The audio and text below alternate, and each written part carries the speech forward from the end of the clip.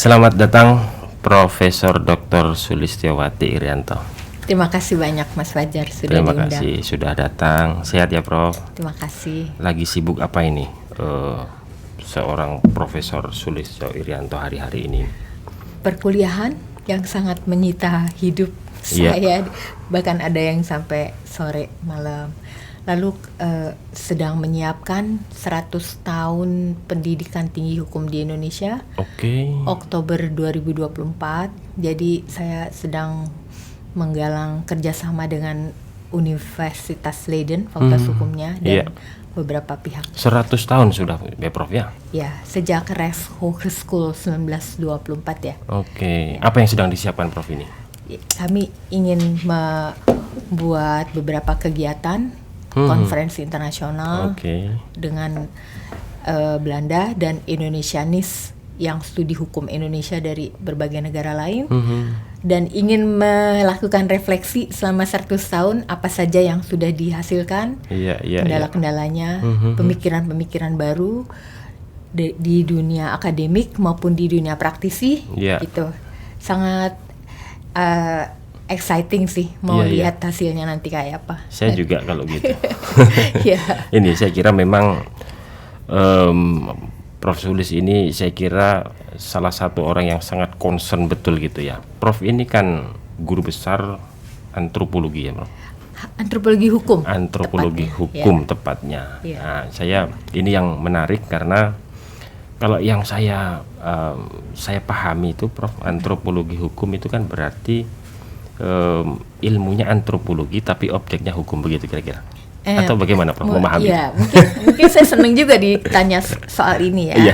Jadi kan kalau kita belajar ilmu hukum secara epistemologi itu ranahnya ada dua. Ranah yang pertama itu adalah studi dogma, doktriner, belajar tentang basic knowledge dari hukum ya. Utamanya kan hukum pidana, perdata, acara di situ. Tapi itu nggak cukup. Jadi ada ranah yang kedua, yaitu ilmu-ilmu tentang kenyataan hukum. Dan sekarang ada genre baru dari Eropa, Inggris, itu namanya social legal studies. Kalau di Amerika hukum dan masyarakat. Di tempat saya Fakultas Hukum UI, hukum masyarakat dan pembangunan. Di situ ilmu-ilmu katakanlah studi interdisipliner terhadap hukum. Lahirlah antropologi hukum, sosiologi hukum, politik hukum, gender dan hukum dan lain-lain. Psikologi hukum juga penting. Nah, tetapi kurang diajarkan secara memadai kepada para sarjana hukum kita gitu. Nah, menurut saya sekarang sudah ada tantangan digitalisasi, digital lawyering dan lain-lain ya. Para sarjana hukum harus punya pengetahuan plus-plus, bukan hanya pengetahuan hukum doktriner saja, tetapi dia harus tahu bagaimana hubungan antara hukum dan masyarakat. Karena kalau enggak, banyak pekerjaan yang bisa diduplikasi oleh artificial intelligence. Jadi harus bagaimana caranya mengatasi memiliki pengetahuan yang tidak bisa digantikan oleh mesin, yaitu pengetahuan tentang hubungan antara hukum masyarakat dan kebudayaannya gitu. Saya ada di situ, di ruang kedua itu. Nah, di seluruh Indonesia kan namanya Fakultas Hukum. Jadi kan dua-duanya harus diajarin dong. Gitu. Nah, tadi Prof bilang kurang ya Prof ya? Kurang memadai. Jadi misalnya kuliah saya yang jadi kuliah wajib fakultas hanya satu, hukum dan masyarakat gitu. Yang lainnya hanya kuliah pilihan-pilihan ya. Nah, jadi kalau namanya Fakultas Hukum harus diajarkan secara memadai juga. Kalau enggak kan jadi Fakultas Undang-Undang ya nggak sih? Nah, kalau kurang tadi, kalau Prof menganggap itu kurang gitu ya. Nah, apa sebetulnya akibatnya? Apa implikasinya kalau itu ternyata tidak memadai diajarkan atau diberikan bekal itu kepada para sarjana hukum? Bagus banget pertanyaannya. Jadi kan kita sering merasa bahwa akar hukum Indonesia dan akar hukum Belanda itu sama ya akarnya, karena transplantasi hukum, karena sejarah kolonial ya. Dan kita melihat peninggalannya adalah banyak sekali konsep-konsep hukum Belanda, istilah-istilah. Kemarin di sidang-sidangnya kasus besar Sambo itu kan muncul semuanya. Betul, ya. Nah, Tapi ada satu gagasan yang kita berkembang ke arah yang berbeda, karena di Belanda sumber hukum itu bukan hanya kodifikasi saja, tetapi juga putusan-putusan hakim. Oleh karena itu, Mahkamah Agung Belanda tuh membuat program-program yang sangat panjang untuk memastikan bahwa kualitas putusan hakim di 12 provinsinya itu memiliki kepastian hukum karena berkualitas, nggak ada jomplangan-jomplangan gitu. Kita nih, saya pelitian dengan teman-teman di Komisi Yudisial tuh 2 kali, dan itu berarti ada 16 pengadilan negeri, terutama di luar Jawa, dari Aceh sampai Papua. Itu banyak hakim yang masih mendudukan diri sebagai corong undang-undang. Corong undang-undang. Problemnya kenapa? Karena mereka takut disalahkan, dipersalahkan, takut dianggap nggak ngerti hukum gitu ya. Padahal kan kalau kita lihat teori-teori yang baru kan, undang-undang tuh berkembangnya sangat lambat, sementara masyarakat berkembangnya begitu cepat, sehingga ada gap. Nah, gap itu yang harus ngisi siapa? Kan susah bikin undang-undang karena ada kendala-kendala politik di parlemen dan lain-lain. Nah, disitulah sebenarnya putusan hakim itu adalah hukum yang memiliki kesempatan emas untuk mengisi jomplangan-jomplangan itu. Oleh karena itu, Aharon Barak mengatakan putusan hakim itu adalah secondary legislature, karena kedudukannya begitu penting. Nah, saya nggak tahu sekarang itu bagaimana para penegak hukum bersikap, tapi saya sebagai orang di fakultas hukum harus self criticism juga. Ini apa yang diajarin sampai masih menjadi paradigma yang utama, menjadikan diri sebagai corong undang-undang. Jadi kasus yang kemarin, kasus Sambo lagi itu, putusan hakimnya luar biasa. Dia menurut melihat Prof luar biasa itu. Luar biasa. Tidak hanya textbooknya harus dong, karena keadilan hukum juga penting, tetapi dia juga memperhitungkan fakta-fakta hukum yang berada di luar teks. Nah, ini pertanyaan Prof. Ini pertanyaan lama saya, dan ini ada dulu waktu saya kuliah S3 itu Prof. Ada dosen yang bertanya begini, ada satu pertanyaan, kemudian semua mahasiswa diminta mempresentasikan gitu ya dalam satu makalah. Sebetulnya hukum itu bekerja untuk siapa? Apakah untuk masyarakat, untuk rakyat? Kalau iya, rakyat yang mana? Atau hukum bekerja itu untuk keadilan? Nah, itu hubungannya dengan tadi Prof sampaikan soal putusan yang mendengarkan aspirasi masyarakat gitu. Walaupun waktu itu ya kita sebagai mahasiswa ya mempresentasikan apa yang kita pahami saja. Kira-kira apa Prof? Hukum itu bekerja untuk siapa sebetulnya? Saya boleh pinjem Pak Sacipto Raharjo ya.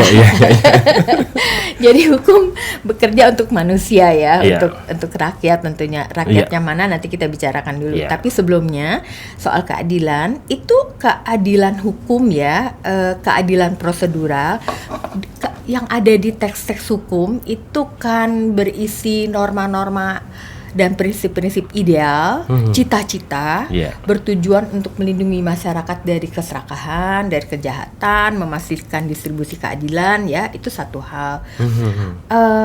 Tetapi itu belum identik dengan keadilan substantif, keadilan sosial. Karena kita lihat misalnya Nenek Minah yang dituduh mencuri coklat, gitu kan, secara ada pemeriksaan polisi, ada barang bukti, ada tuduhan jaksa, lalu pasalnya tinggal barang siapa tertangkap tangan mengambil, lalu dia masuk penjara. Secara keadilan prosedural, barangkali kalau orang yang memang corong undang-undang tidak ada masalah. Sudah terpenuhi gitu ya. Tetapi kalau kita melihat apakah itu adil buat dia, gitu kan? Nah, gitu. Jadi ada gap antara keadilan hukum, keadilan prosedural dengan keadilan substantif atau keadilan sosial gitu ya. Nah, tadi pertanyaan yang penting juga adalah rakyat yang mana.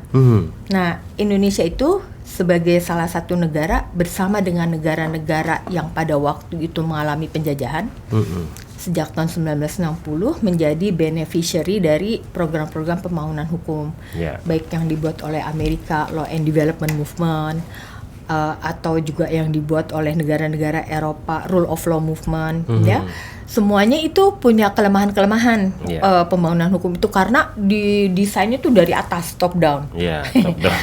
ya, oleh funding donor, oleh petinggi hukum di negara yang bersangkutan. Nah, tahun 2008 ada survei dari Commission on Legal Empowerment yang anggotanya 26, ada Ibu Erna Witoelar sebagai wakil dari Indonesia.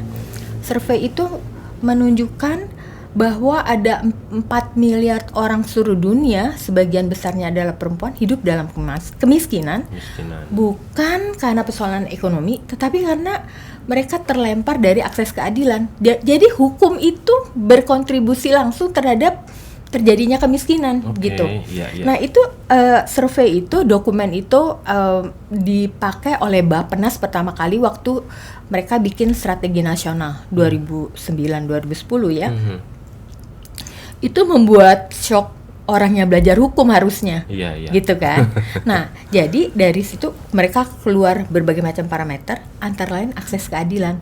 Jadi akses keadilan itu selama 20 tahun lebih di Indonesia menjadi program-program besar dari badan-badan dunia ya, yang diadop juga oleh berbagai kementerian.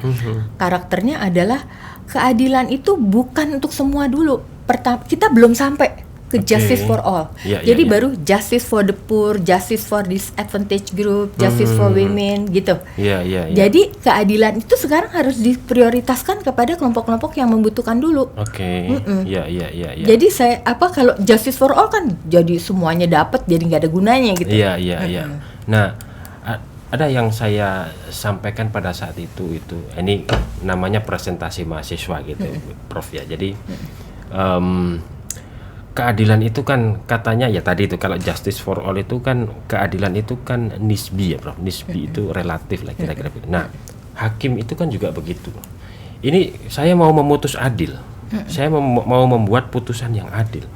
Tapi adil menurut siapa ini kira-kira kan? Nah, saya waktu itu baca bukunya Prof. Bagirmanan waktu itu, jadi ada beberapa kelompok yang seharusnya putusan pengadilan itu ya, keadilan itu harus pertama-tama ditujukan kepada orang yang sedang berperkara. Nah, itu baru kemudian kalau itu cocok dengan keadilan masyarakat, ya itu bagus. Tapi kalau itu ada pertentangan, ya yang penting keadilan itu dipersembahkan untuk orang yang sedang meminta atau mencari keadilan. Begitu kira-kira, Bro. Pencari keadilan. Keadilan. Betul. Jadi memang ya itu tadi, pemahaman kita terhadap keadilan. Nah, kita misalnya putusan MK, Bro. Putusan MK itu kan pasti, ya putusan manapun lah saya kira pasti akan direspon dengan dua pendapat sekurang-kurangnya. Ini adil atau tidak adil kan kira-kira begitu. Nah, itu berdasarkan kepentingan misalnya. Orang yang kepentingannya tidak cocok ini dengan putusan MK pasti ini putusan nggak adil ini. Tapi kalau orang yang cocok dengan kepentingan, ini putusan MK sudah betul, sudah bagus ini. Nah, itu kira-kira soal keadilan itu yang saya kira menjadi pertanyaan tadi. Sembari melanjutkan pertanyaan tadi itu, sebetulnya kalau Prof tadi bilang ini keadilan untuk apa, Prof, namanya itu?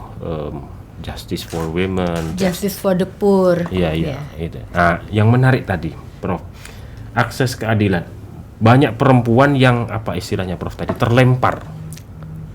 Terlempar. Itu di kita hari ini juga begitu, Prof. Itu kan penelitian tahun berapa tadi? Survei 2008 ya. Itu menggambarkan kondisi hukum kita atau di banyak negara? Di banyak negara. Tadi ada 26. Ada 26. Ibu Erna Witoelar masuk sebagai salah satu anggota Indonesia. Apa namanya? Apa tadi pertanyaannya?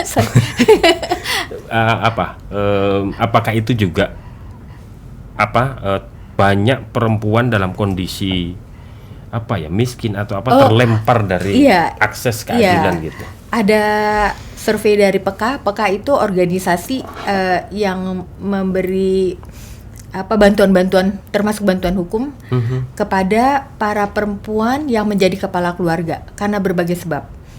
Karena suaminya sakit, suaminya pergi tidak kembali, jadi buruh migran dan lain-lain. 1 dari 10 rumah tangga Indonesia kepala keluarganya adalah perempuan.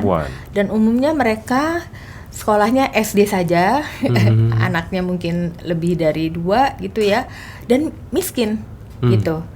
Jadi kalau seluruh Indonesia penduduknya sekarang mungkin 280-an juta ya, 50%-nya adalah perempuan, dan diantara itu perempuan-perempuan miskinnya banyak tuh. Kemarin kan berapa angka terakhir ya kemiskinan? Itu bisa dipastikan perempuan adalah kelompok miskin. Sebagian besar dari orang miskin itu adalah perempuan, termasuk yang menjadi kepala keluarga. Dan Prof sampaikan tadi apa itu atau seberapa besar kontribusi hukum menciptakan situasi seperti itu? Ya, jadi pertama ya, itu kan parameternya banyak tuh oleh commission itu. Tapi saya mau standing bahwa ada 4 pilar kalau mau mengentaskan kemiskinan dari perspektif hukum. Pertama adalah legal reform. Jadi harus ada hukum yang betul-betul mengakomodasi kebutuhan-kebutuhan kelompok miskin itu. Hukum, kebijakan ya dalam berbagai bidang. Termasuk atau paling penting adalah dalam bidang anggaran, Mas. Alokasi anggaran dari APBN sampai APBD untuk ibu-ibu miskin yang melahirkan, karena angka di Indonesia tidak menggembirakan. 100.000 kelahiran, 300 perempuannya mati, Mas. Itu karena tidak ada alokasi anggaran yang memadai dalam bidang kesehatan, khususnya untuk kesehatan reproduksi bagi perempuan miskin di kampung-kampung, di desa-desa ya. Gitu. Lalu yang kedua adalah literasi hukum. Semua orang harus melek hukum.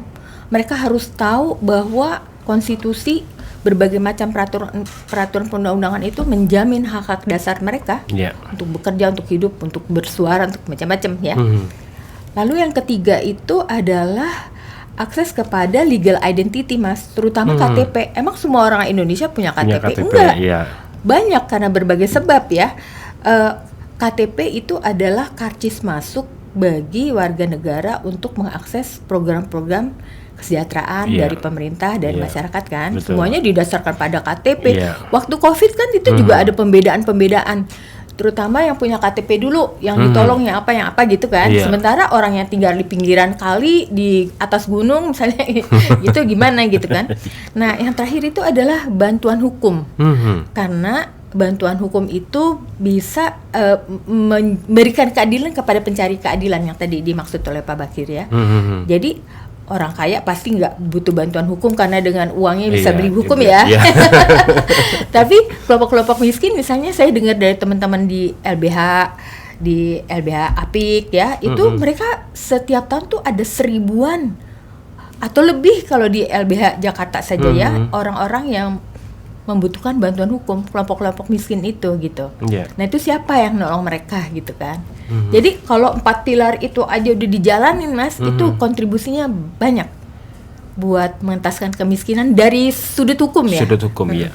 Prof melihat itu belum dilakukan atau belum optimal dilakukan? Belum optimal dilakukan. Belum optimal. Kalau legal reform misalnya sudah dilakukan tapi belum optimal, itu kira-kira di mana, Prof? Ya, jadi ada sejak 1998 banyak banget instrumen hukum yang buat perempuan ya, kalau ngomongin perempuan, yang mengatasi problem-problem diskriminasi dan kekerasan terhadap perempuan. Kan lahir undang-undang HAM saja itu ada pasal yang mengatakan hak asasi perempuan adalah hak asasi manusia.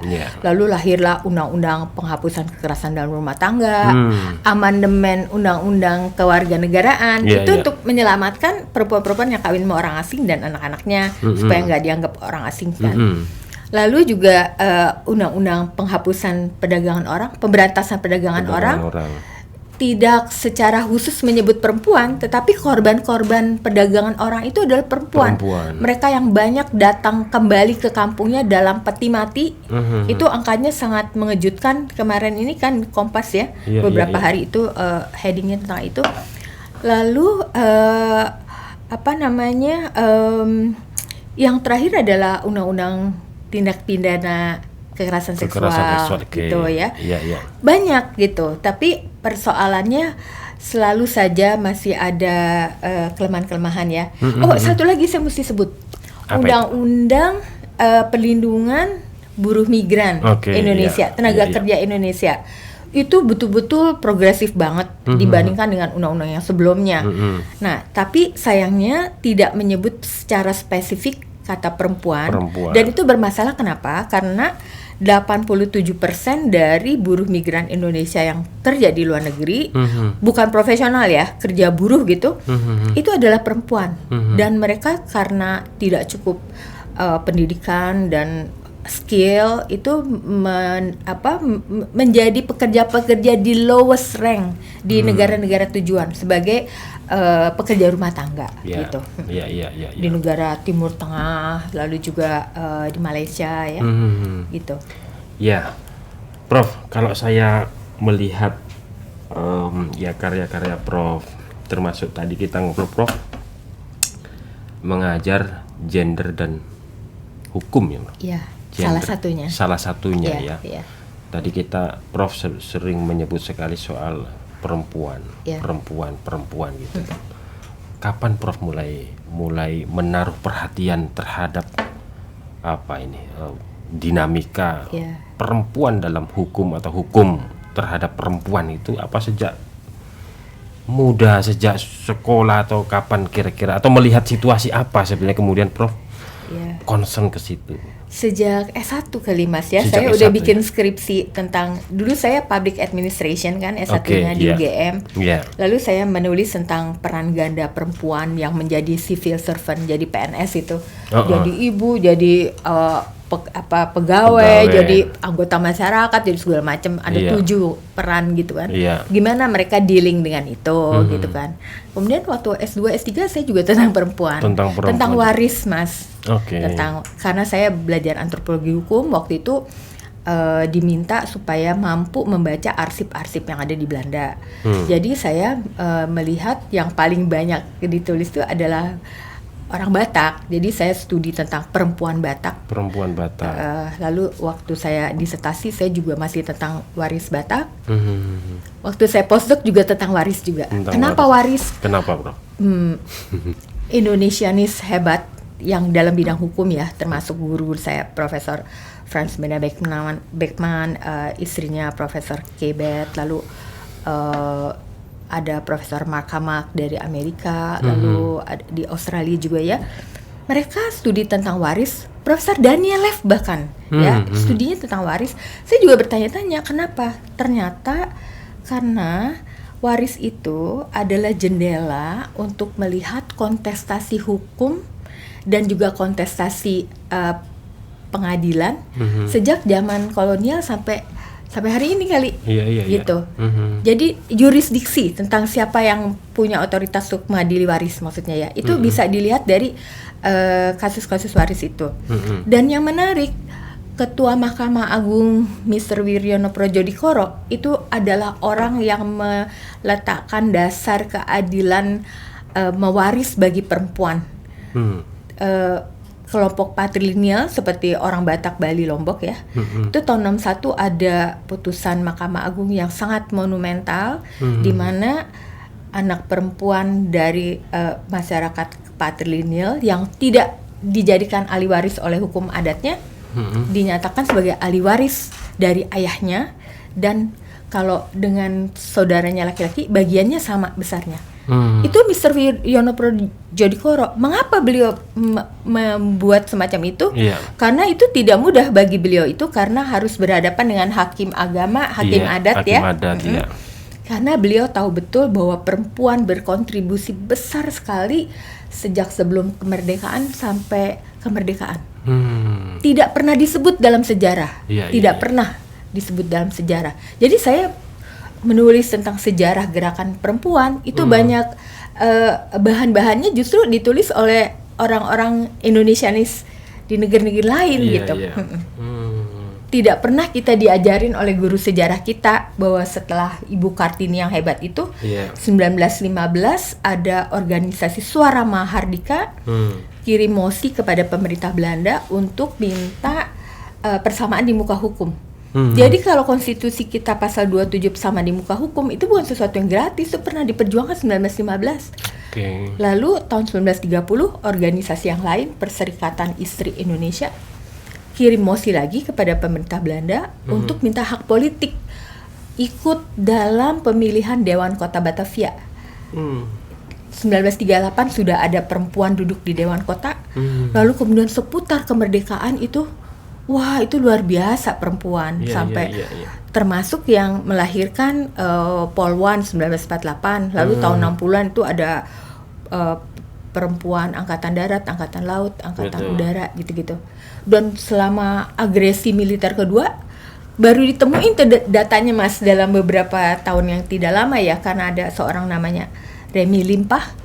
Dia mengatakan agresi militer Belanda kedua 45-49 itu dia bikin disertasi pembakaran kampung ya judulnya. Itu terjadi pembakaran kampung memang di Sumatera dan Jawa. Perempuan tuh yang ikut terjun di dalam itu, mengatasi kekejian itu. Oke. Nah, itu menarik ya itu Prof. Karena yang mungkin yang diketahui ya terutama saya gitu ya Prof, misalnya perempuan itu ada 2 orang perempuan di BPUPKI. Nah, itu sebagai sebuah prestasi, tapi ternyata ada banyak peran-peran lain di luar. Di luar itu dan tidak tidak menjadi pelajaran atau diberikan oleh guru-guru kita dulu gitu ya. Nah, semakin kesini saya kira Prof semakin concern terhadap perempuan dalam hukum gitu ya Prof. Sebagai seorang antropolog hukum gitu, Prof melihat secara umum nih gambaran besar dalam beberapa kalimat bagaimana hukum kita itu dilihat atau keberpihakannya terhadap perempuan itu seperti apa Prof? Banyak instrumen hukum yang sudah baik, tapi di situ selalu ada lubang-lubang kelemahannya gitu ya. Termasuk hukum pidana yang baru ya. Itu ada soal-soal juga gitu. Tentu saja kita senang punya undang-undang baru yang mengatur begitu banyak hal ya yang menjadi cita-cita bersama kan. Tapi selalu ada persoalan. Lalu juga saya tuh sangat concern dengan bagaimana para politikus yang mau menang, jadi untuk menang di dalam pilkada, bahkan desa ya, sampai gubernur, presiden dan lain-lain itu sering menjadikan ketubuhan perempuan sebagai komoditas. Wah, apa itu? Menarik. Itu ya. Jadi mereka tuh banyak bikin perda-perda misalnya ya. Itu diidentifikasi oleh Human Rights Watch Indonesia. Misalnya sekarang ini ada 600-an perda seluruh Indonesia. Kalau Komnas Perempuan bilangnya waktu itu masih 421. Yang isinya itu memerintahkan perempuan untuk pakai baju tertentu gitu ya, bahkan tidak boleh keluar malam. Judulnya bagus-bagus, anti pelacuran okay. Pernah kami judicial review kan juga ke Mahkamah Agung dan kami gagal gitu ya. Dan itu sangat menyedihkan karena sebetulnya yang dibutuhkan oleh negeri kita adalah buatlah perda-perda bagaimana mengentaskan kemiskinan supaya tidak ada perempuan yang terjebak dalam perdagangan orang lalu menjadi pekerja seks. Kan mestinya itu pengentasan kemiskinannya. Betul. Bukan melarang perempuan untuk keluar malam gitu. Karena kenapa itu Bro? Kenapa terjadi kecenderungan semacam itu? Kenapa kemudian perempuan itu justru menjadi ya objek-objek itu dalam lingkup kontestasi pilkada begitu ya Bro? Iya. Kenapa gitu? Ya itu kalau kita buka Handbook of Legal Theories di mana semua aliran-aliran teori hukum ada di situ, ada aliran Critical Legal Studies atau Feminist Jurisprudence yang secara khusus membahas kenapa perempuan gitu ya. Itu tokoh-tokohnya banyak.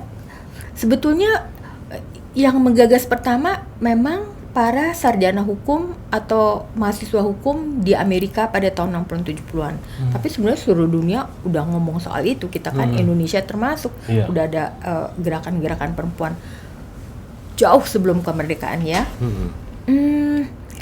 Dikatakan bahwa hukum itu dibuat dengan norma laki-laki dan mengabaikan pengalaman-pengalaman dan realitas perempuan gitu. Oke. Itu. Iya, iya, iya. Jadi pertanyaannya adalah yang membuat kita harus alert. Kalau ada pasal-pasal kita pertanyakan bagaimana perempuan seksualitasnya, peranan-peranannya dikonstruksi oleh hukum Iya, iya. dalam pasal-pasal itu. Iya, iya. Yang kedua adalah apakah pengalaman dan realitas perempuan diakomodasi oleh hukum. Yang ketiga adalah apakah hukum itu menguntungkan atau merugikan perempuan. Dan pertanyaan yang penting di situ adalah perempuan yang mana? Karena hukum berdampak berbeda terhadap perempuan kelas atas dengan kelompok yang tadi tuh, underserved, kelompok miskin gitu-gitu. Boleh nggak saya katakan itu hukum itu kemudian dibuat dengan mindset laki-laki gitu, Iya, memang itu yang dibilang. paradigma laki-laki gitu ya, sehingga muncullah apa tadi itu ya, hukum-hukum yang apa boleh dikatakan nggak pro perempuan gitu atau Iya. apa istilahnya, Bro? Iya, diskriminatif, berdampak Diskriminatif. diskriminatif terhadap perempuan. Iya. Luar biasa, Prof. Kita sambil minum, Ya, Prof, terima kasih. sebelum kita melanjutkan. Ya.